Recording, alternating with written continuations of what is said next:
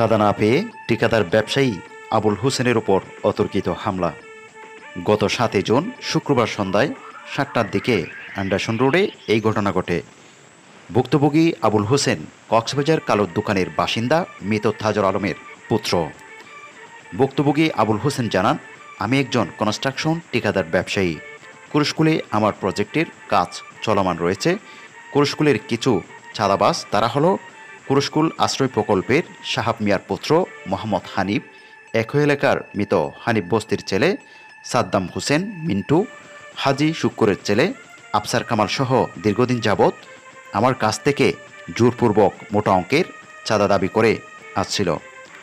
আমি চাঁদা না দিলে এক পর্যায়ে আমার উপর খেপে যায়, বিভিন্নভাবে প্রাণনাশের হুমকি দেয়।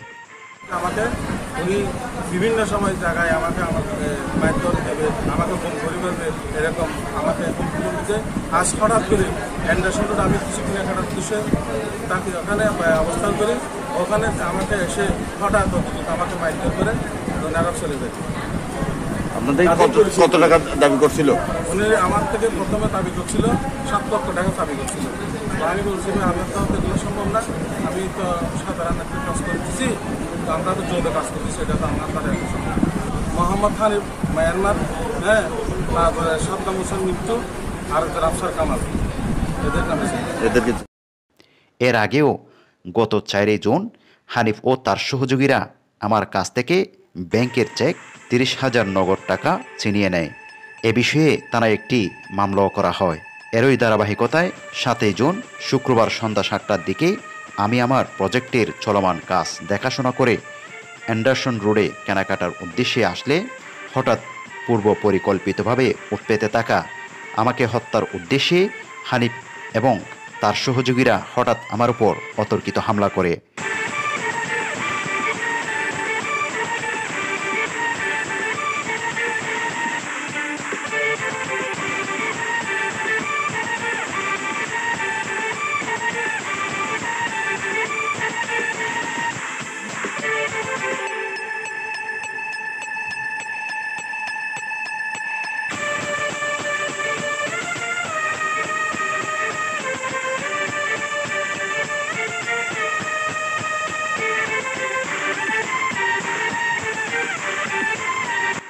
এ সময় তারা ছুরি দিয়ে আমার শরীরে বিভিন্ন স্থানে এলোপাথারি আঘাত করে এবং আমার মাথায় পায়ে মারাত্মক জখম করে। এখন কক্সবাজার সদর হাসপাতালে চিকিৎসাধীন অবস্থায় আছি। আপনাকে কি দিয়ে হামলা করেছে? আমাকে ছুরি দিয়ে হামলা করেছে। ছাগল আঘাত করছে আমার মাথায়, আমাকে ছড়াই দিয়েছে, তারপর পালিয়ে আসে। আমি দেশের এই বাংলাদেশ প্রচলিত আইনে যেটা শাস্তি যেটা হওয়া এটা আমি চাই, সুস্থ বিচার চান। আমি সুস্থ বিচার চাই। ধন্যবাদ। ভুক্তভোগী আবুল হোসেন প্রশাসনের কাছে তার নিরাপত্তা চেয়ে এসব হামলাকারীর বিরুদ্ধে দ্রুত পদক্ষেপ গ্রহণ করে শাস্তির আওতায় আনার জোর দাবি জানান। এ বিষয়ে জানতে অভিযুক্ত হানিফের সাথে মুঠোফোনে একাধিকবার যোগাযোগ করলে কল রিসিভ না করায় কথা বলা সম্ভব হয়নি।